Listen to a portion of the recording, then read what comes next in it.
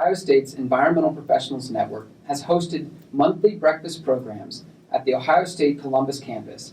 We record and we post online all of our breakfast programs, but the idea came to us recently of how do we design content delivered specifically for an online audience, whether you're watching from home or in a classroom. When I met Dr. Brooke White, I immediately found someone who could communicate and facilitate ideas and important concepts related to air quality. And we began to discuss the idea of creating an online, YouTube-based program around air quality and the different facets therein. So, Dr. White, welcome to Ohio State School of Environment and Natural Resources. What are you going to share with us through these series of conversations? Thank you, Dr. Campbell. I'm really excited and honored to be part of this program, and I'm looking forward to catching up with Nicole Jackson and talking about the importance of air quality in our communities here in Central Ohio.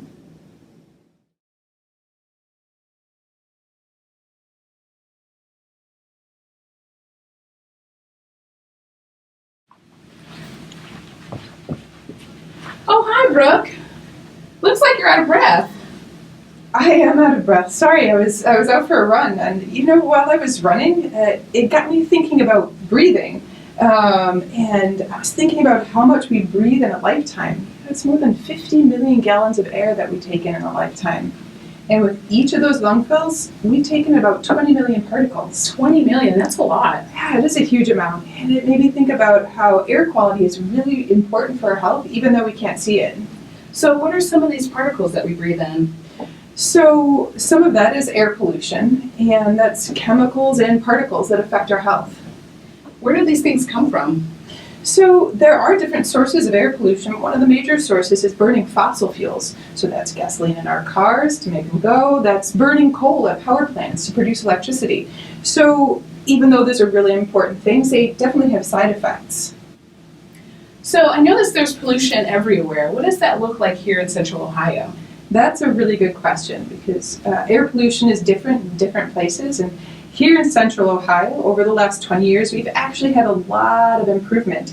But we know from research that there are health impacts at levels even below the current federal standards, which we are meeting. And so this is a very important conversation to have in terms of our health and how we're taking care of our community. And that's part of why I'm really excited. Later on today, I'm going to talk to Alisha Hopkins, a local lung health expert. Well, thank you so much for that wonderful information. I didn't know a lot of those things. It was good seeing you. Yeah, it was good seeing you too, and I'm really glad to share. And enjoy the rest of your run. All right, take care. Brooke.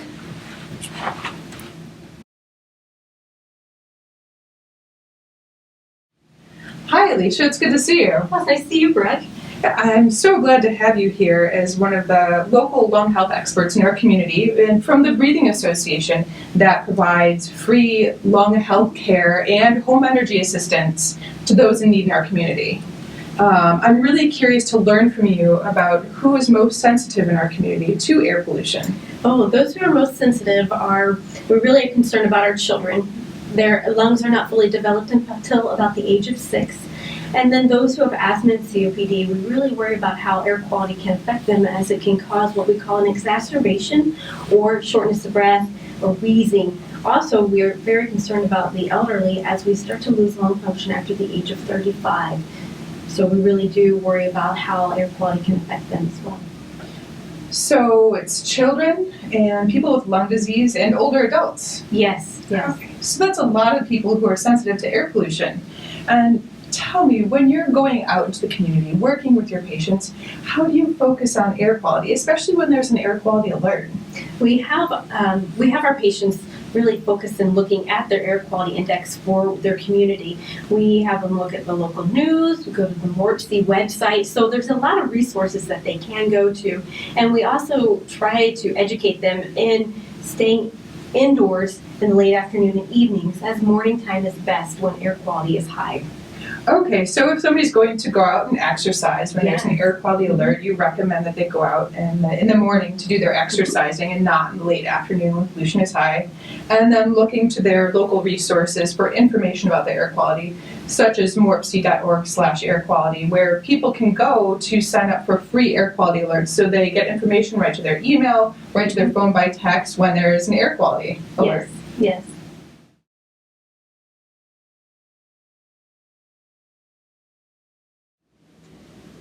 I'm very excited to be here today with Alia Dietsch. She's a professor with the School of Environment and Natural Resources at The Ohio State University. And I'm really excited to talk about trees in cities as a solution to air pollution. Yeah, great. Thanks, Brooke. I'm excited to be here talking with you today about that. Great, yeah, it's good to have you. The first thing that I'm really curious to ask about is the fact that cities are not forests, and can trees really have an impact in cities? Right, so that's a great question just to start out with, right? Like people think about forests, and do we really have forests in urban areas? And so there's two things, like we have corridors of forests along rivers, like the Olentangy River or Scioto or Alum Creek. And we have them in the ravines, and we have lots of places where there's large tracts of trees for a city. But we also have a lot of street trees, we have a lot of trees in backyards and front yards, and so those individual trees become really important too when we think about the overall forest cover within a city. Okay, great. So we know that there are more trees in certain areas and less in others, but it's the entire tree cover as a whole that's important in maintaining that. Right, right. So in some areas where we don't have a lot of cover, we want like more trees planted, so that individual tree becomes important. But we also think about the tree over the lifespan of the tree, because the bigger the tree is, the more carbon it's storing and the more benefits it actually provides us. Okay, great. So yeah, let's talk about benefits. What about air pollution? How do trees benefit air pollution? Yeah, so trees directly benefit us by having improved air quality. So they're actually helping to kind of store different pollutants. Carbon's a big one. So we think about the carbon storage. And so again, the older a tree is and the bigger it is, the more carbon it's actually storing over the lifespan. So it's important to have old trees that are keeping that carbon held. Okay, great. So they're cleaning our air. That's important for our health, for everybody breathing in the city. So you mentioned these big trees. They provide a lot of shade, right? What sort of benefits does that bring for us? Yeah, so they're certainly helping us to reduce energy use within cities, which is really, really important, largely from two different kind of ways. So one, we can think about it from the regional perspective. In the state of Ohio, we get a lot of our energy from burning of fossil fuels. And so recognizing if we're using less energy, then we're burning less fossil fuels. So, and at the individual home front level, it's really important too, because it can actually help to reduce, like a well-planted tree in a yard can help reduce energy use by about 25%. So that's lower utility bills, more money in your pocket. Okay, great. So trees have kind of a double benefit. They're removing the air pollution, and they're also decreasing energy use, so stopping that source of air pollution when we're burning fossil fuels. Exactly. Okay, fantastic. So are trees the whole solution? So they're an important part of the energy infrastructure, but they're not the only solution within cities. So we can think about it from the perspective of how we get around cities. There's public transportation. I'm a bike commuter, so the idea of like biking more regularly when we have the opportunity to do so. So there's lots of different ways to contribute to improving air quality in our cities, and trees are part of that solution. Okay, great. So we're still targeting the sources of air pollution, but then we have these other options in our portfolio of how to deal with air pollution. Yeah. Fantastic. So it seems like trees have a lot of benefits. We've already talked about several. Are there some that we've missed?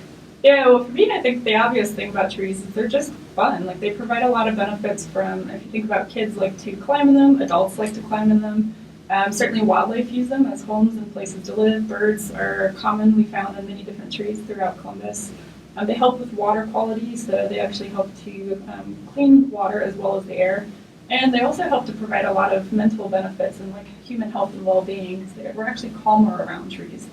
That's fascinating. I've never heard that before, actually. So trees are important for our quality of life. But is everybody in Columbus experiencing that same quality of life benefit from trees? Yeah, so that's a good question. So it raises the point of where are trees located? They're equally distributed trees across our city, and there's not, unfortunately. So we have some neighborhoods in some areas where there's actually less than 15% canopy. And so those numbers aren't good, right? There's not very many trees in those places. And other places can be upwards of 80% trees. So that's quite good in those locations. But that unequal distribution becomes really, really important in how the city chooses to plan moving forward. Okay, so there's a lot of disparity in the amount of tree cover in different neighborhoods. Is that linked to other things about those neighborhoods as well? Yeah, and that's an important point, right? So income, the money that people are making is related to how much they're spending on a household, but those numbers are actually correlated with the number of trees. So higher income, higher property values, they have a strong relationship with the number of trees. So we see that there's some unequal benefits in that way as well for people who don't live in places where there's lots of trees. Okay, great. So it sounds like it's really important to be very strategic with how we're using our resources to improve tree cover throughout the different neighborhoods in Columbus. Exactly. Yeah. And so there's actually the City of Columbus has a branch out program. Are you familiar with that one? Yes, I have heard of Branch Out, and it seems like a fantastic opportunity for everyone to think strategically about how we're using our resources to improve tree cover in different neighborhoods. And I went to their website, and they have fantastic resources for everybody out in the public as well. Tips on how to plant a tree, how to maintain it, how to request a street tree from the city, even how to get a $50 rebate for purchasing a tree to plant in your yard. So those are all really fantastic resources, and they also have the map of the tree cover across the neighborhoods in Columbus, which is really interesting to look at. Yeah, that's awesome to hear about. And I think, so one other thing that comes to mind for me is there's actually an app that people can use on their phone if they want to download this and learn about different tree species, because we're talking a lot about trees, but I think it's important to get to know like which tree is what. And so this web app called iNaturalist, you can actually learn about the species simply by taking a photo of it. It automatically gets uploaded to this website, and then other people help to identify it. So you don't have to know what the tree is, but you can learn through this kind of community citizen science program.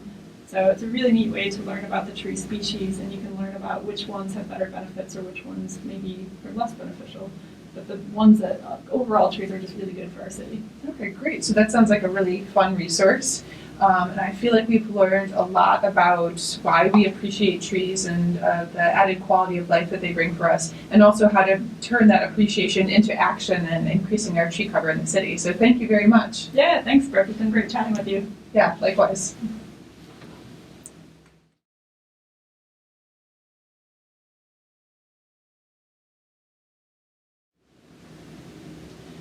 I'm here with Tim Cho. He's with Clean Fuels Ohio as a projects coordinator, and I'm excited to talk to him about how transportation can be not just a source of air pollution, but also a solution for air pollution as well. So welcome, Tim. Thank you for having me, Brooke. Yeah, I'm glad to have you here. So I'm curious to ask you to start it off about the fact that the pollution that comes from cars is still causing the air quality alerts that we are experiencing year after year. But we know that transportation can also be part of the solution.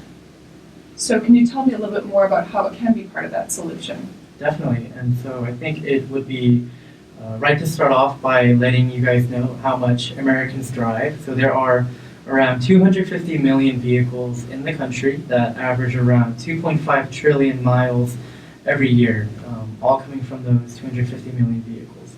So that uses up a lot of fuel, millions of barrels of oil every year.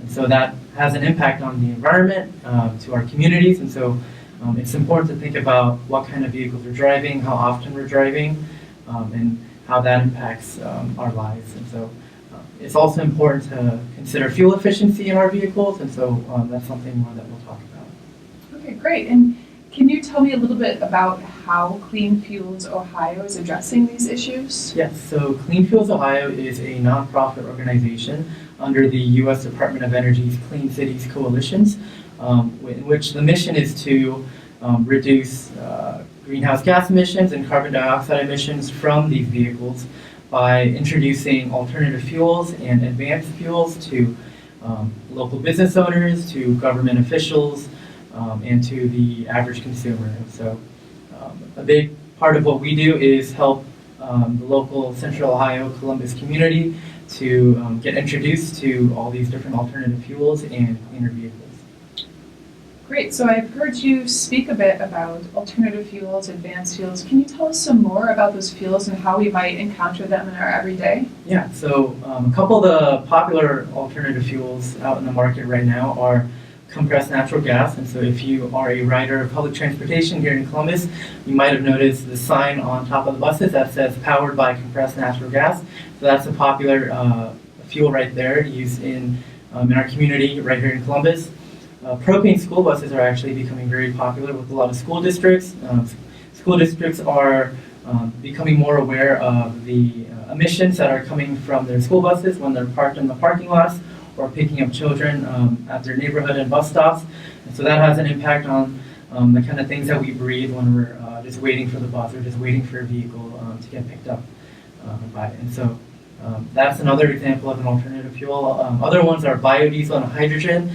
Those aren't as popular here in Columbus compared to the first two, but those are popular regardless throughout the country and throughout the world. And so something that is taking off here in Columbus are electric vehicles. Electric vehicles are powered by electricity and don't produce any emissions, and so they are considered zero emission vehicles, which is something that a lot of people are kind of getting on board with, just to make sure that their vehicles that they're driving every day aren't creating immediate pollution to the environment.